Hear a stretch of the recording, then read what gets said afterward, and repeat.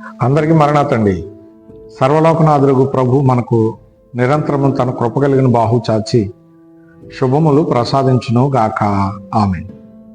ప్రియమైన స్నేహితులారా, మనమంతా దేవుని పోలికలో ఉన్నాం కనుక దేవుని మాటలను మనము నిరంతరము ధ్యానం చేయుట మనకెంతో ఆశీర్వాదం.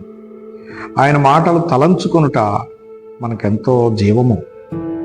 కనుక జీవము లేనిదే ఫలించలేము. వీళ్ళారా ఇప్పుడు జీవము కావాలి అంటే ఆయన మాటలు మన హృదయం నిండా నింపుకోవాలి.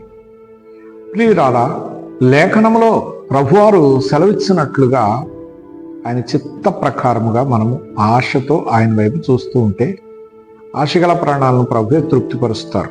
లేఖనాన్ని చూసినట్లయితే గనక కీర్తన గ్రంథము 1వ అధ్యాయము 3వ వచనంలో, ఆకు వాడక తన కాలమందు ఫలమిచ్చు చెట్టు వలె ఉండు అని చెప్పి ఇక్కడ ఆయన అంటూ ఉన్నారు. ప్రియులారా, దేవుని పోలికలో ఉన్న మీరు ఆశీర్వాదకరంగా ఉండాలి, కళలు కలిగిన వారుగా ఉండాలంటే దేవుని వాక్యం మీద ఆధారపడాలి, దేవుని మాట మీద ఆధారపడాలి, దేవుని ఆశీర్వాదం మీద ఆధారపడాలి, దేవుని వాగ్దానం మీద ఆధారపడాలి. ఒక మాటలో చెప్పాలంటే దేవుని మీద ఆధారపడాలి అని అర్థం.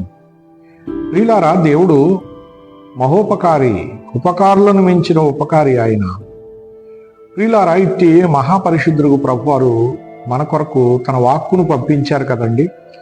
పంపబడినటువంటి వాక్యాన్ని మనము ధ్యానం చేసుకుంటే మనం చాలా ధన్యులమవుతామని దేవదేవుడు మనకు ఇక్కడ ఎంతో చక్కగా తెలియపరుస్తూ ఉన్నారు. ఆకు వాడక తన కాలమందు ఫలమిచ్చు చెట్టు వలె ఉంటారు అని చెప్పారు కదా. మరి ప్రియమైన స్నేహితులారా, ఎవరు అంటే యెహోవా ధర్మశాస్త్రమునందు ఆనందించేవారు అని మరి దేవదేవుడైనటువంటి ప్రభువారు దావీదు మహారాజు గారి ద్వారా మాట్లాడినటువంటి మాటలు ఇవి. ప్రియులారా, ఇక్కడ వారికి ఇచ్చినటువంటి వాక్యము ధర్మశాస్త్రమే. నేడు మనకు బైబిల్ గ్రంథాన్ని దేవుడిచ్చాడు. ఈ గ్రంథంలోని మాటలన్నీ దేవుడు తన ఆత్మ ద్వారా తెలియపరిచినవి. ప్రియమైనటువంటి స్నేహితులారా, ఈ మాటలు దేవుని మాటలు గనుక మనకు అర్థమైనా అర్థం కాకపోయినా వీటిని గౌరవించటము మన కర్తవ్యం. ఎందుకంటే దేవుని పోలికలో మనం ఉన్నాము. ఆయన పోలికలో ఉన్న మనం క్షేమముగా ఉండాలి, వృద్ధిలోకి రావాలి. ఈ వృద్ధి శాశ్వత కాలము మనను హత్తి ఉండాలి అంటే దేవుని వాక్యాన్ని మనం గౌరవించాలి. అలా గౌరవించినప్పుడు దేవుడు మనను లోకం ఎదుట గౌరవప్రదమైనటువంటి కళతో నింపేవారై ఉన్నారు. చెట్టున ఉన్న ఆకు పచ్చగా ఉంటేనే చక్కగా కనబడుద్ది. ఆ పచ్చదనాన్ని కోల్పోతే అది ఎండిపోద్ది, రాలిపోద్ది. ప్రియులారా, దేవుని పిల్లలమైనటువంటి మనము సర్వోన్నతుడైన దేవుడు ఒక చెట్టు అయితే ఆ చెట్టును హత్తుకుని ఉన్నటువంటి ఆకులాగా మనం ఉండాలి. ప్రియులారా, ఆయన హత్తుకుని ఉంటే మరి మనం ఎంతో చక్కని ధన్యత కలిగినటువంటి వారుగా ఉంటాము. అంతేకాదు ప్రియులారా, దేవుని వాక్యాన్ని నిరంతరము ధ్యానం చేసేటటువంటి ప్రతి ఒక్క వ్యక్తి కూడా తన కాలమందు ఫలమిచ్చు చెట్టు వలె ఉంటాడు.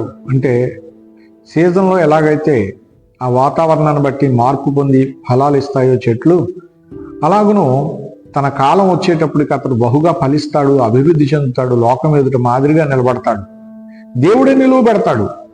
అలాగును మరి దేవుడు నిలవబెట్టేటటువంటి దీవెనలో మనం పొందుకోవాలంటే ఆయనకి సమీపంగా మనం ఉండాలి. ప్రియులారా, ఆయనకి సమీపంగా ఉండాలంటే ఆయన మాటలు చక్కగా వినగలుగుతాం. సమీపంగా లేకపోతే ఆయన మాటలు మనం వినలేం కదా. ప్రియులారా, దేవదేవుడైనటువంటి ప్రభువారు మరి ఎంతో చక్కగా తన మాటల చేతే మనను అభివృద్ధి పరిచేవాడై ఉన్నాడు, చిగురింప చేసేవాడై ఉన్నాడు, మరి పచ్చగా చేసేవాడై ఉన్నాడు. పచ్చదనము ఫలానికి గుర్తు, అభివృద్ధికి గుర్తు అనమాట అండి. అట్టి అభివృద్ధి ఈ నూతన సంవత్సరంలో సర్వలోకనాథుడు ప్రభువారు మనందరికీ ప్రసాదిస్తూ మనల్ని ఫలింపచేయునుగాక. ఆమె చిన్న ప్రార్థన చేసుకుందామండి. మహాపరిశుద్ధుడా, సర్వశక్తివంతుడా, ఆదిశంభూతుడా తండ్రి, మీకు సమస్తము సాధ్యమే, మీకు అసాధ్యమైనది ఏది లేదు నాయన. కనుక ప్రభు, ఇదిగో మీరు ఫలింపచేసేవారు, మీరు అభివృద్ధి పరిచేవారై ఉన్నారని ఈ లేఖనంలోని మాటలను బట్టి మేము గ్రహించవలసిన వారమై ఉన్నామని ఈ మాటలను మాకు అందజేసావు తండ్రి. నీకు స్తోత్రాలు. అందుకునే శక్తిని, అభివృద్ధి చెందే శక్తిని మా శ్రోతలందరికీ ప్రసాదించుమని ప్రియ రక్షకుడు క్రీస్తు యేసు వారి పుణ్యనామంలో ప్రార్థించి వారిని వారి కుటుంబములను మీ చేతులకు అప్పగించుకుంటూ స్తుతించి విన్నవించుకుంటున్నాను పరమ తండ్రి. ఆమేన్. అందరికీ మరణాతండి.